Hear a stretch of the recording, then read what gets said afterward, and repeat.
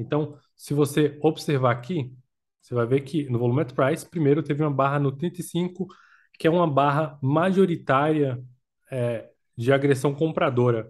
Ou seja, nesse 35 teve muito mais lotes compradores que agrediram, que foram ativos do que vendedores. Então, não vai contabilizar as ordens que estavam, ordens starts que estavam no book, ordens penduradas por alguns players grandes e players de pessoa física. Vai contar somente as agressões de última hora que aconteceram naquele ponto, beleza?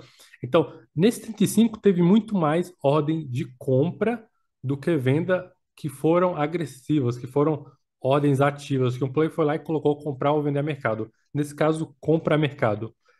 Por esse, por essa barra aqui, a gente percebe que 90% dela é compradora e só um pedacinho ali que é vendedora. Então a gente vê que foi majoritário. Nesse momento, a gente vai perceber para onde que o preço vai ficar.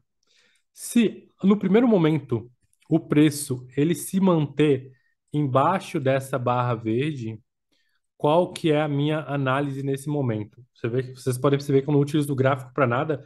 Então, quem faz leitura de fita, quem opera enxergando fluxo de grandes players, precisa enxergar toda ferramenta, é, ferramenta por ferramenta e conciliar todas, fazendo uma análise completa disso tudo. Todo dia o mercado muda e a gente precisa analisar isso bem. Beleza? 35 aqui foi uma absorção. O preço ficou para baixo desse 35. E muita gente vai falar: Poxa, Diego, teve compra e o preço não subiu. Por quê? O que acontece? Teve muita agressão de compra, só que as ordens start de venda que estavam do lado contrário, do lado vendedor, foi superior a essa agressão compradora. Então a gente fala que a venda está absorvendo o preço nessa região e não está deixando o preço romper o 35. Isso é extremamente importante e a gente vai analisar exatamente no momento que acontece.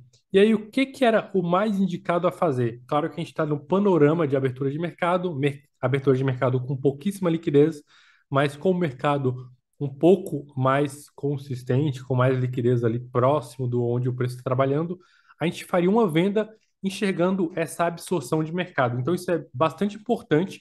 É uma operação que você precisa ter o time, precisa ser reativo na hora de clicar no Superdom, porque isso vai fazer a diferença no seu operacional, no seu gerenciamento, e você vai conseguir pegar boas operações. Talvez você pegue só uma, pegue duas, ou talvez não pegue nenhuma. Vai ser pouquíssimas operações que você vai enxergar dessa forma, mas que vai valer muito a pena.